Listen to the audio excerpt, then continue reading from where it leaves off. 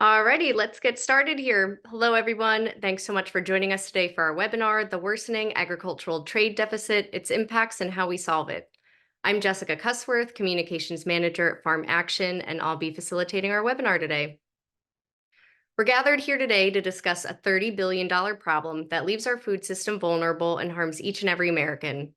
That's the U.S. agricultural trade deficit, which is forecast to soar to $30 billion this year, which is the worst ever on record. Today, we're going to discuss the impacts of this projected record-setting agricultural trade deficit and learn what we can do about it in order to secure our food supply and protect all Americans. But first, let's talk about exactly what we mean by an agricultural trade deficit. This simply means that the value of the agricultural products we import exceeds the value of those we export. For many, it may come as a surprise that the U.S. is running an agricultural trade deficit. We hear often that the U.S. is feeding the world, but the reality is that we're not even feeding ourselves. And here's the thing, the U.S. used to be an agricultural powerhouse, consistently running an agricultural trade surplus. But for 3 of the last 5 years, the U.S. ran an agricultural trade deficit. This deficit leaves our food system vulnerable as we've become increasingly reliant on imports from other countries to feed our people, and the impacts ripple across our entire food system, as we'll hear from our panel today. It's time for the government to take action to address our agricultural trade deficit in order to secure our food supply and protect every American. Next, we're going to hear from experts at the American Economic Liberties Project, RCAF USA, Rethink Trade, and UFCW to learn how the U.S. agricultural trade deficit impacts their constituents, and then we'll discuss what we can do about it. We'll have 10 minutes for audience Q&A after the panel, and you can use the Zoom Q&A feature as we go to submit your questions. And with that, I will go ahead and pass it over to Morgan Harper of the American Economic Liberties Project, who will be moderating our panel today. Great. Thanks, Jess. And thanks, everyone, for joining. I'm really happy to be here. I'm Morgan Harper, Director of Policy and Advocacy at the American Economic Liberties Project. We focus on concentrated economic power throughout all different market areas, but agricultural issues is one that we are especially focused on. And we're so happy to be in coalition with Farm Action and many other groups, including some of whom are represented on this call, and focusing on competition issues in agriculture. And so just quick housekeeping, we are going to accept questions throughout in the Q&A function in Zoom, so please submit those as they're coming to mind. But we're going to first kick off hearing a little bit from our panelists and have some questions for them, but looking forward to an interactive discussion later on. And thanks again for joining. So just quickly to introduce our panelists, and I'm so happy to have them here. Bill Bullard, who we will hear from first, is the first Chief Executive Officer of RCAF USA. He's testified on behalf of RCAF USA members before Congress and executive branch agencies, and has managed numerous lawsuits on behalf of the organization. Bill was formerly a cow and calf rancher in Perkins County, South Dakota. Katie Hediga is the Program Associate for Rethink Trade here at American Economic Liberties Project, so my colleague.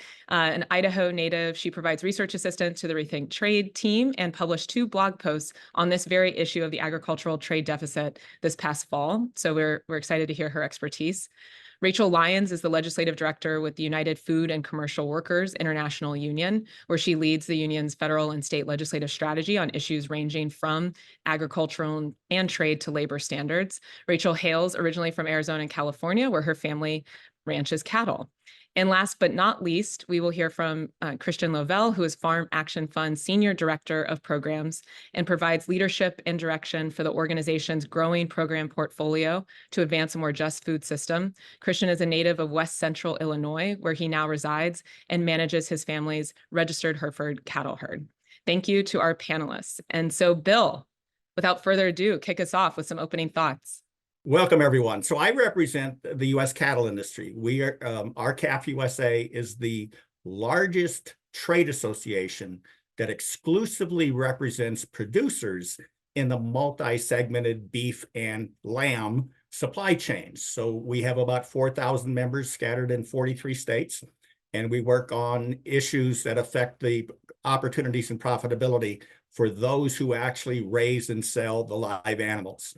And trade is a huge issue for our members because we import beef in 2 different forms. We import it as a commodity in a package, if you will, and we import it in a live animal form, and it's subsequently slaughtered here in America, both of which are imports. And those imports displace domestic production and reduce opportunities for our U.S. cattle producers. And as we will talk about and have seen in the sheep industry, these imports that are largely undifferentiated can destroy a domestic food industry, as it has the commercial sheep industry. And so we are looking for solutions in order to allow our domestic producers to compete on a level playing field with countries from around the world. We import from 20 different countries the beef that is consumed in America. So with that, I'll turn it back to you, Morgan. Thank you, Bill. Next, we'll hear from Katie with some opening thoughts. Absolutely. Thank you, Morgan. I work at Rethink Trade, which is a division of the American Economic Liberties Project that works to build synergies between trade justice and anti-monopoly work to create and implement policies that can harvest the benefits of trade while promoting healthy economies and local businesses. The agricultural trade deficit concerns our work because of its connections to every one of our lives and livelihoods, whether we're farmers, consumers, or workers, who have been left behind by trade policy that benefits corporate powers over individuals. Year after year, the United States ran an agricultural trade surplus from 1960 to 2018. That nearly 60-year run was interrupted with agricultural trade deficits in 2019 and 2020.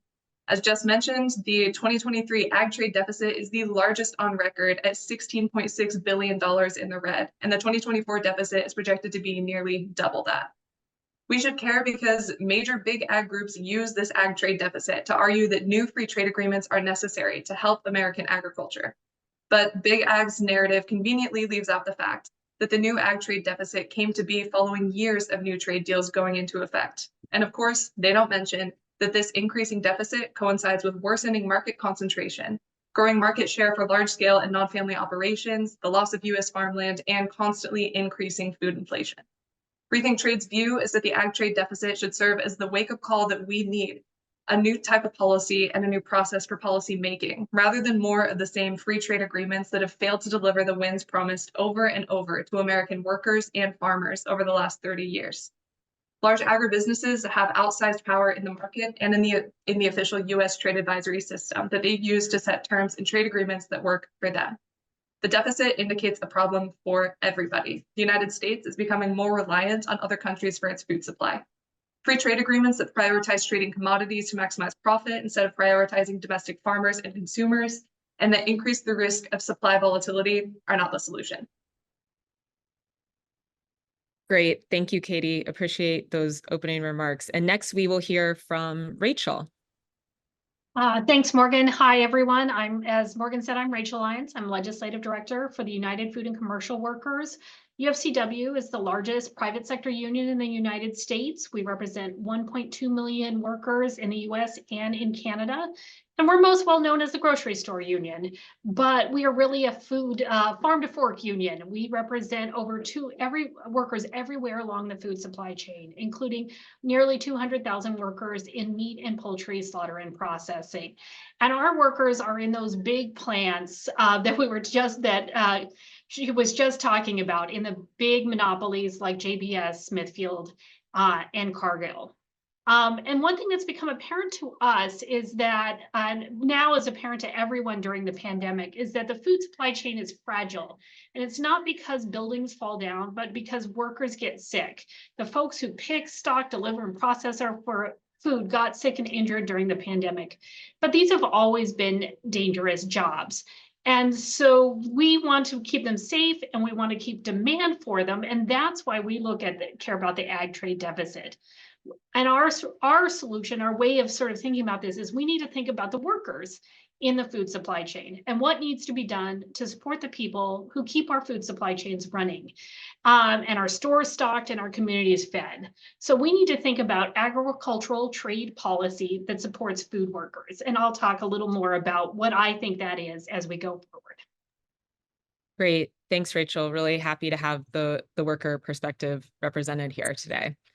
And next, Christian, to you for some opening thoughts. Thank you, Morgan. Christian Lovell, Farm Action.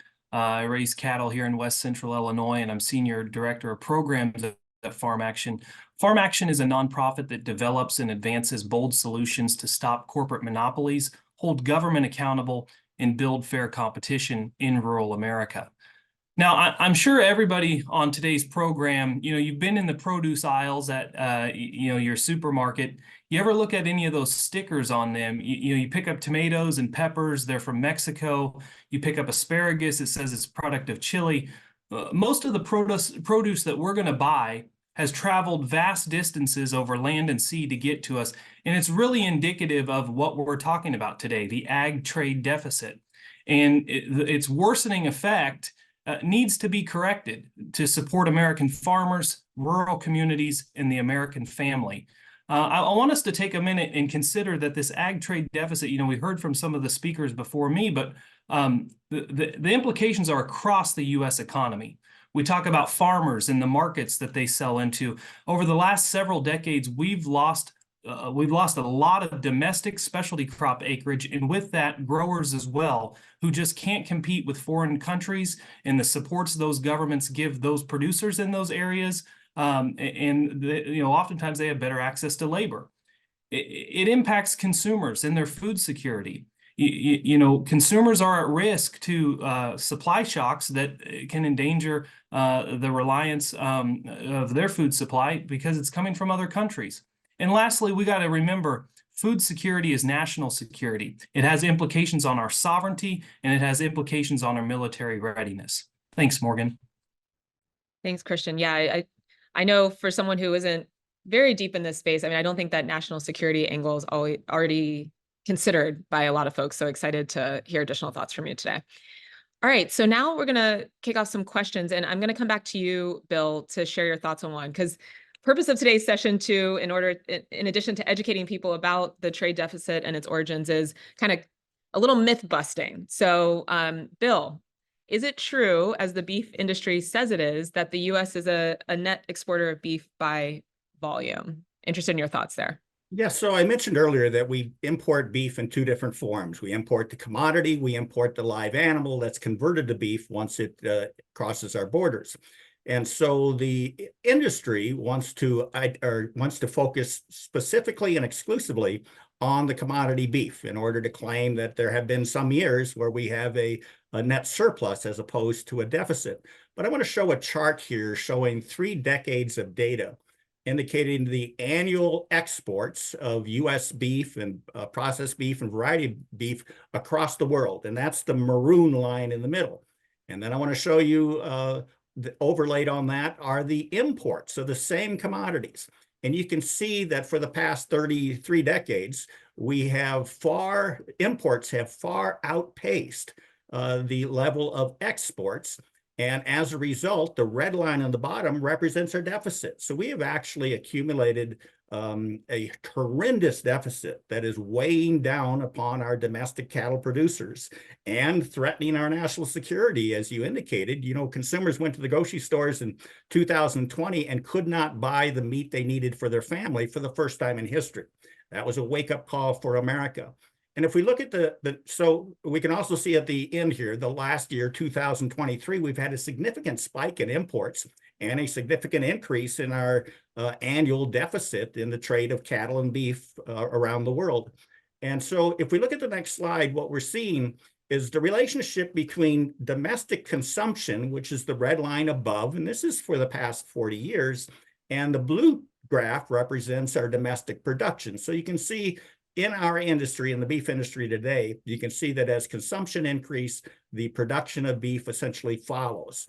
But the maroon chart on the bottom graphs represent the annual imports. So you can see that over the course of the past 4 decades, we have doubled the imports coming into the United States. That means we've doubled our reliance upon foreign countries for our staple commodity, which is beef here in America. And that does threaten our national security, because it means that in the event of geopolitical events or economic shocks caused by climate or disease, we may again experience a shortage. We need to reverse that process, and we will talk about solutions with which to do that. Great. Yeah, good preview that we're not letting these folks out of here without giving us some ideas about what we can do about it. So we'll be coming back to that before the end of the session. So Katie, you focus on trade issues. How have trade agreements contributed to this problem over the last 30 years? Has it been positive, negative? What are your thoughts? Well, to give a short answer to that last question, I would say no. Big ag lobbying groups have been able to rig the rules to benefit their own interests in commodity trading through the negotiation and implementation of free trade agreements in the last 3 decades. Consider, for example, the before and after. The United States entered NAFTA, the North American Free Trade Agreement, in 1994, and the WTO, the World Trade Organization, in 1995. Domestic farm programs that had previously ensured price stability for farmers and abundant supplies of affordable food for consumers since the New Deal era newly got labeled as trade violation, while subsidies that helped grain traders' margins were given a pass. It probably should not be so surprising that a trade deficit in agricultural goods is becoming the new standard under the free trade regime that, by definition, gets rid of these supports for American producers. NAFTA is a great example of a free trade agreement that farmers were told would be a boon for them, but turned out to be the end of many small farms. Before 1994, the United States had a small but consistent ag trade surplus with both Mexico and Canada.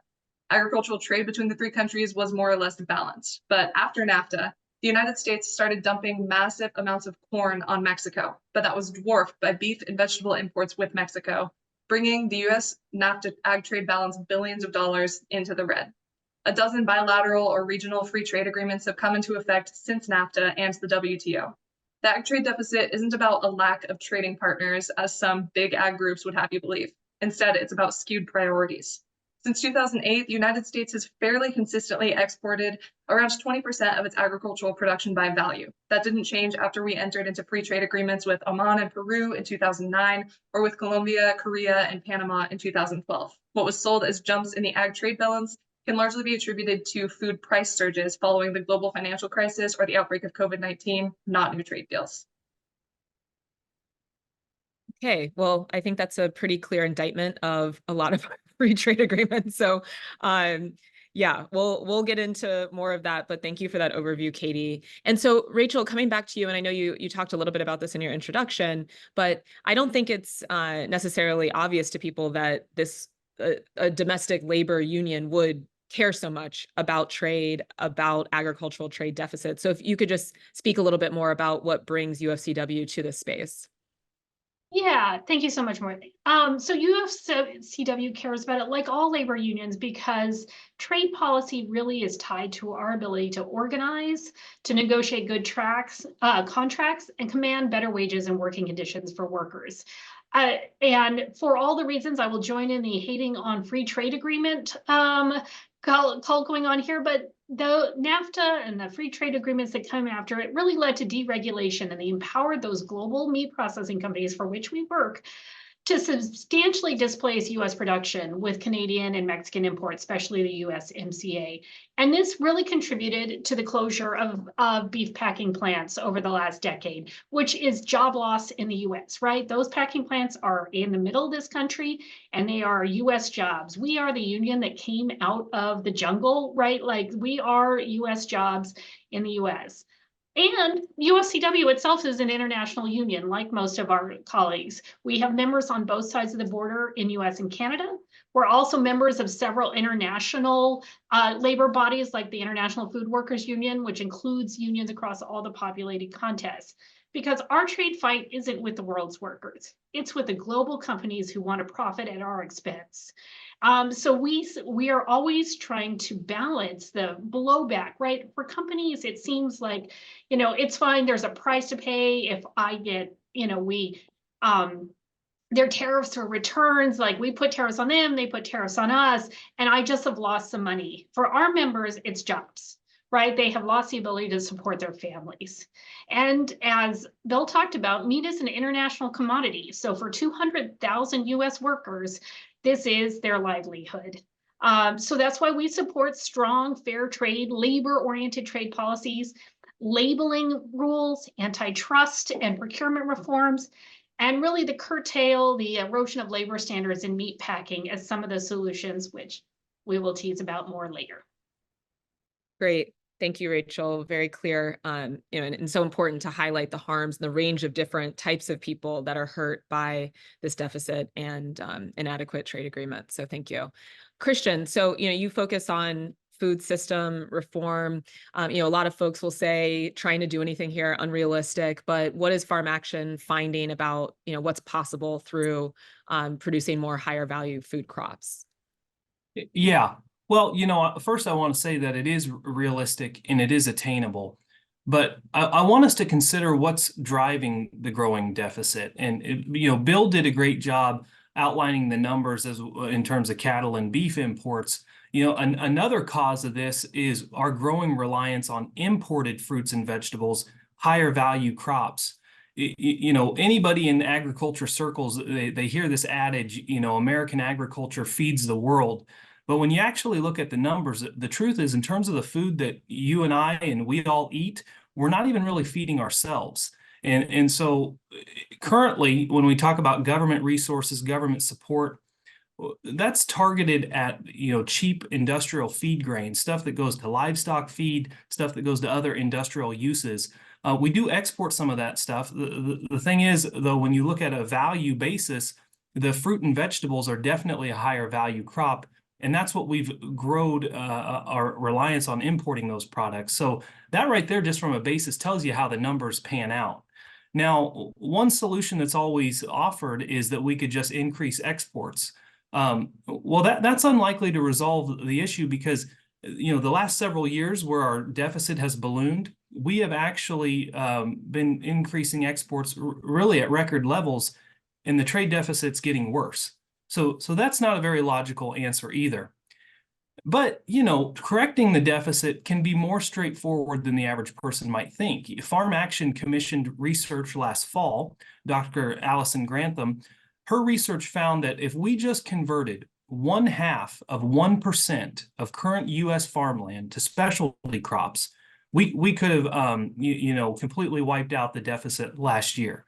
Now, we're not talking about every cornfield, every bean field. We're not talking about converting just 0.5%, and we could correct this deficit. So it's definitely attainable and it's definitely realistic, Morgan. Great. Thanks, Christian. And yeah, just a reminder to folks, we're already getting some questions, but feel free to submit those in the Q&A function. And so, Bill, I know RCAF also focuses, and you mentioned on the sheep industry. Can you talk more? Because one tactic you all have pursued is filing a petition to USTR for a global safeguard investigation. Just more on what that is, why you all decided to take that approach. Right. And as I mentioned, the threat to our national food security over the last 5 years, based on the new information that just came out of the 2022 census, we've lost another 107,000 independent cattle operations in the United States. That's a loss rate of about 20,000 a year. So your food supply is secure when it is disaggregated, when the production is scattered all across America, as it was until free trade began to eliminate producers from the industry. So we look at the cattle industry, but we also look at the sheep industry because it's very similar to the cattle industry, and we call it the canary in the coal mine. Similar in biological characteristics, similar in market structure. So the next slide shows the same relationship between production, consumption, and imports that we had for the cattle industry, but this is for the sheep industry. Going back again 40 years of data, you can see there was a relationship between the red line, which is consumption of lamb in America, and the annual blue graph, which is domestic production of lamb. And you can say up until the early 90s, until we entered the globalization, starting with the North American Free Trade Agreement in 94, close relationship between consumption of lamb and domestic production of lamb. But you can see the maroon on the bottom. That's the increasing volume of imports of lamb and mutton coming primarily from Australia, New Zealand. And in the early 1990s, you can see that domestic consumption kind of leveled off and it quit falling. And at the same time, our domestic production continued to collapse. But while domestic production was collapsing, imports were increasing. And in 2006, this canary in the coal mine, the U.S. sheep industry, became the first livestock sector in America to be outsourced, because at that point, U.S. consumers relied more upon imported product than our beleaguered sheep industry could anymore produce. And then in 2012, after Australia completed a multi-year drought, we saw domestic consumption of lamb increasing significantly. And that increased consumption was made up by the imports. You can see suddenly the imports have skyrocketed since 2012, while domestic production continues to fall. If anyone wants to know the answer as to whether or not imports can destroy a domestic industry, you can see right here it has destroyed our commercial sheep industry. Today, 74% of all the lamb and mutton consumed in America is derived from foreign soil. And so we have completely exaggerated our dependency on foreign supply chains for, again, an important American staple. And the next slide simply shows the explosion of imports from 2012. You can see they've increased actually over 500%. And until and unless we get a handle on these imports, we will continue to threaten U.S. food security by eliminating producers from these important livestock sectors. Great, thanks. But was there anything else you wanted to add about the investigation specifically? I mean, I think you've given an excellent overview of what's going on in the industry. Yeah, so this leads to the solutions. So the sheep industry has come forth and asked our U.S. Trade Representative's office to call upon our U.S. International Trade Commission to conduct a global safeguard investigation to determine if these imports are a substantial cause of serious injury to the sheep industry. So the cattle industry is watching this very closely because, again, it's the canary in the coal mine. I think the damage is so severe in the sheep industry, it's just prima facie. You can see that these imports have devastated the industry. And so we're eagerly awaiting a decision from the U.S. Trade Representative's office as to whether they will support America's livestock producers by initiating this important investigation that we have asked for. Great. Thank you, Bill. Okay, so gosh, time flies on these things. So I'm going to have to do a little consolidation myself, though we're against that generally, but for purposes of keeping us on schedule. And maybe send this next one to both Katie and Christian to just talk about the role of concentration in the agricultural markets, and maybe starting with you, Katie, about how U.S. trade policies connected to market concentration, and then Christian, if you can just follow up talking about how monopolies and corporate interests are driving this reliance on imported food. But we'll start first with Katie. Yeah, absolutely. We've heard some very good insights on how market concentration can affect small producers and who is actually able to stay in business under an increasingly monopolized agricultural sector. But it's also important to look at how market concentration affects the actual policy making and how we come to get new trade negotiations and trade agreements. So looking at the U.S. Trade Advisory System, this is something that was created 50 years ago with an aim to adequately represent the public and private interest in trade negotiations. It's a fine idea on paper, but in reality, it grants a privileged set of mainly large private corporations more of a say in trade negotiations than people like publicly elected officials. Last spring, Rethink Trade published an infographic report breaking down the trade advisory system based on the advisor's interests. And our team found that despite agriculture representing only 5.4% of the US economy, more than 40% of the trade advisors in the system represented agricultural or food manufacturing interests. Of those ag and food product advisors, the vast majority hail from large corporations or corporate trade associations, as opposed to small independent producers. A key example is Corteva Agriscience. This is one of two companies that control more than 2/3 of the corn and soybean seed markets, and it's also a company that had 3 individual representatives in the trade advisory system to advocate for its own interests. Corporations that gain huge amounts of market power also get the opportunity to shape trade policy that puts them at an advantage over smaller competitors and insert the terms that work for them into new U.S. trade agreements. And that doesn't even mention the nearly $180 million that was spent on lobbying from the agribusiness sector that Open Secrets reported for last year alone. Great, thank you, Katie. And yeah, Christian, anything to add there on monopolies and corporate interests with the deficit? Yeah. I'd just say, Morgan, and Bill talked about disaggregation and kind of the way things used to be. It's worth noting that corporations benefit from aggregation. They benefit from consolidated supply chains. That gives them more power. That gives them more leverage at the expense of farmers, producers, and consumers. Great. And so we have some questions from the audience, as I referenced, and maybe starting with one that I know a topic that's on well, actually, first getting into the impacted groups, because, and a little bit of myth busting. We hear a lot about, if we were to make some of the improvements in the food system, this is going to increase prices for consumers. And just curious if you guys have a sense of, what the response to that would be. Is that true? What's your research telling you? And this is one maybe for the group, but Rachel, do you want to kick it off? I'm going to jump in because we hear that on the labor side all the time, right? If you pay people a living wage, it's going to drive up food prices, right?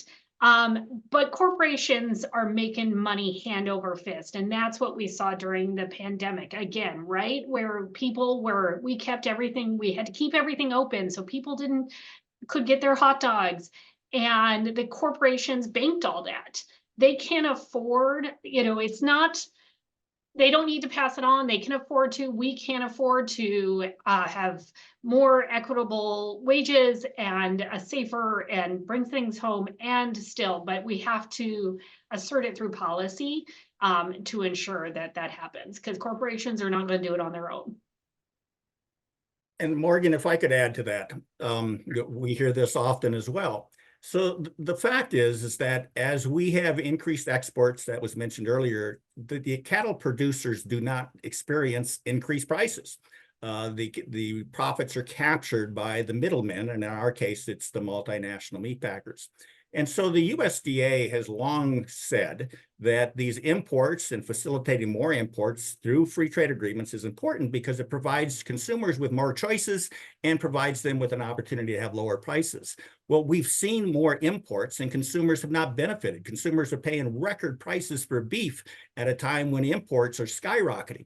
So what this tells us is this is a boon for the multinational meat packers because they can source beef from other countries, 20 different countries, that do not meet the same production standards that we have in the United States, and they can pass it off to unsuspecting consumers as if it were domestic products. So the consumer purchases those and the domestic producer becomes unprofitable. They begin to exit the industry. Suddenly our industry is incapable of meeting domestic consumption. We become dependent on foreign sources. A supply chain break occurs and we go hungry. Food is special. We must maintain a viable production system in the United States. The way to do that is to allow producers to actually compete with these imports and not mask them in the marketplace so that they can force and drive out domestic producers out of business.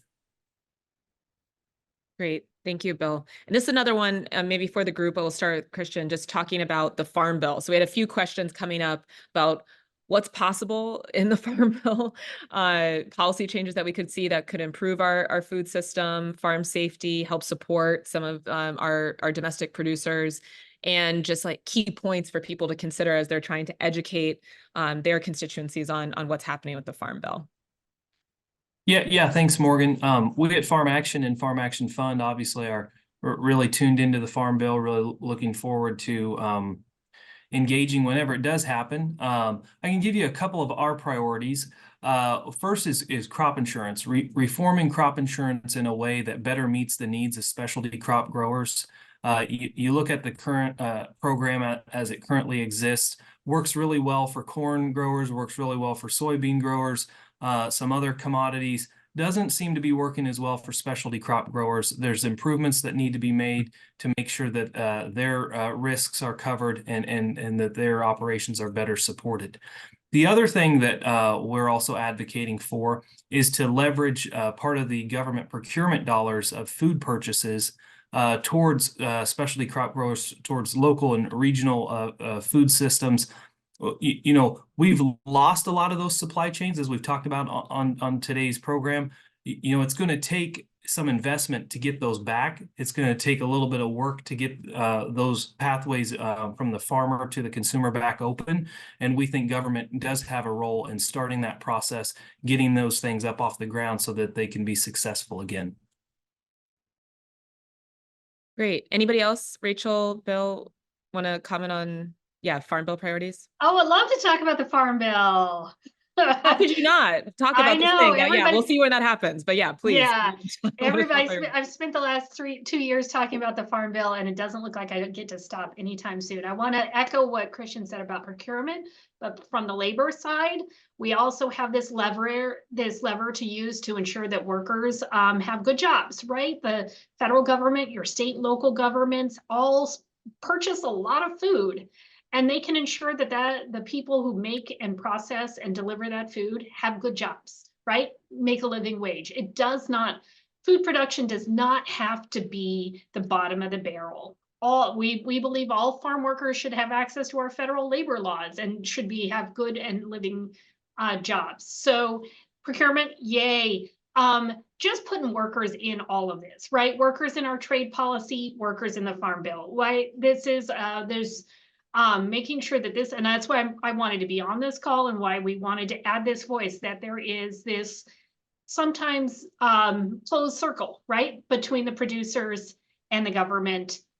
So making sure those jobs are safe, and then thinking about the whole supply chain. We are also grocery store workers. Consolidation in grocery is also driving up prices because then those big markets determine the price of beef and other meats because they become a single purchaser.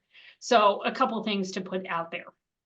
Morgan, I have to add, for the 2024 Farm Bill, we have to have mandatory country of origin labeling for beef. That takes the procurement power away from the packers and puts it in the hands of the consumer. The consumer can then choose whether to support the domestic producer or producers from Nicaragua, Honduras, Costa Rica, Uruguay, Argentina, Brazil, Australia, New Zealand, Canada, Mexico. And we believe they're going to support the domestic producer because we know it's in their national food security interests. We must have mandatory country of origin labeling for beef. The Farm Bill is the perfect vehicle to put that in. Great. Thank you, Bill. And so again, wow, it goes so quickly. And so we are moving to closing statements, but I just want to throw out a couple of points. I mean, I think, based on the discussion today, it's clear. It's like we have to address the way that we are approaching trade agreements to make sure that we create an opportunity for our domestic producers to compete. And there are a lot of different policy ideas and solutions that are available to prepare that domestic industry to be competitive. And so I just want to call out a couple of questions or thoughts that we weren't able to get to, but we have folks that are throwing out ideas of, do we need to be creating a program that's going to have hundreds of thousands new young farmers to support them and increasing our food supply? Looking at pricing systems, we have examples from Canada with dairy supply chain management programs that balance supply and demand to keep local farmers on the land. With all of that being said, and no pressure to our panelists, I'm going to turn it to each of you to just some closing thoughts on, top policy issue or top 2 ideas that you think coming out of this conversation you think should be a priority to solve the agricultural trade deficit. And we're going to swing it back to Katie, and then I'll just start popcorning it to people. But yeah, Katie, you want to kick things off? Yeah, absolutely. Closing thoughts. I think that this conversation and coming together to discuss the ag trade deficit provides the perfect opportunity to reevaluate how we are making policy related to agricultural trade and also U.S. trade in general. Expanding market access outside of the United States won't fix problems like farm incomes dropping, small and family farms losing market share to massive agribusinesses, or food here becoming less affordable. The historical record suggests that counterintuitively, new market access, all those tariff cuts in other countries, and new opportunities to dump excess products to drive up food prices at home will not get our ag trade balance back into the positive. The way we set trade policy needs to change. It needs to become a lot more inclusive and transparent in the trade advisory system so that the public, and most in Congress and the press, get the opportunity to see trade agreements before they come into effect. These are not the nuclear codes. This is about farm and food policy here and in other countries. What is in these trade agreements determines what policies and programs will be allowed in a domestic U.S. Farm Bill. So we have to come at this from a trade mindset, looking at how we can adjust these policies so that we can get domestic producers and workers and consumers what they need at home without interfering with our international obligations. Thank you, Katie. Christian? Thanks, Morgan. And really for everything we've heard on today's call, we've got to fix this ag trade deficit, whether it's for farmers like my operation where we raise beef cattle, or whether it's the next individual that raises fresh fruits and vegetables. We've got to get this fixed. And one of the things that we at Farm Action are paying really close attention to is USDA currently has a specialty crop competitiveness initiative. They announced that earlier this year. Farm Action is submitting comments. Our comments center around reforms that we'd like to see the department take. We're working alongside allied organizations to submit those comments. They're due this Friday. We'd also encourage people listening to this call that want to take action. You can submit your own comment, and we're going to put a link in the chat. We'd like you to go there. You can see with just a few simple clicks, you can join in, make your voices heard. Again, that's got to be done by this Friday. And so USDA will be taking these comments that they get. They'll be looking at it. Farm Action will be continuing to work with the department to ensure that we take measures to make the specialty crop industry more competitive. Better supporting these specialty crop growers, that's going to allow our country to grow the food that we need, the food that we eat, and make sure that we feed ourselves and that we correct the ag trade deficit. We all want to create a scenario when we're walking down the grocery store aisles, whether you're at the meat counter looking at beef, you want that grown in the U.S., or whether when you go to pick up your produce, we want those stickers to say product of USA. And that's what we're all fighting for. And so thanks everybody for joining today. And thank you, Morgan. Thanks, Christian. Rachel, closing thoughts. Workers. We must Keep it we simple. have to, Yeah, exactly. I know, we've got to put humans above corporate privilege in our ag trade policy, right? Like, this isn't us against them, us against workers in other countries. We've got to force governments to compete. Instead of forcing governments to compete for a race to the bottom and global corporations lowering their standards across labor and environmental, we've got to incentivize them to raise standards and treat their workers with fairness and safety, and that will give us all a raise. And Bill, bring us home. So very importantly, we're not against imports. Imports are important to our economy. Otherwise, we wouldn't be able to eat bananas for breakfast. And so what we need to look at is when those imports exceed the threshold where they begin to destroy our domestic supply chains and render us dependent on foreign soil for our food supply, then we must take action. And we've long passed that in both the cattle and sheep industries. What Congress needs to do is they need to impose tariffs on these foreign imports. So those imports are essentially on a competitive level playing field with our domestic industry. And so that they do not displace domestic producers, but they actually compete with them. Right now, because they don't have to meet the same production standards we do, and because of the changes in currency valuation, there's a tremendous advantage, and we end up forcing our domestic supply chain out of the industry. So country of origin labeling gives producers the power to choose whether to support the domestic supply chain or a foreign supply chain, and tariffs would provide our industry space with which to operate competitively in the domestic market. Well, thank you, Bill, and all of our panelists for joining today, and everyone who tuned in. Obviously, a lot more to discuss here to figure out this decades-long problem, but we got to get a handle on it. So we'll continue to be in touch. Please feel free to reach out to any of our panelists, and thank you again to Farm Action for hosting us. Yes, thank you all so much. We will be in touch with you all to send out a recording of this call. And yep, we'll drop our email info account into the chat. You can please feel free to follow up with any questions. Thank you all so much. Thank you.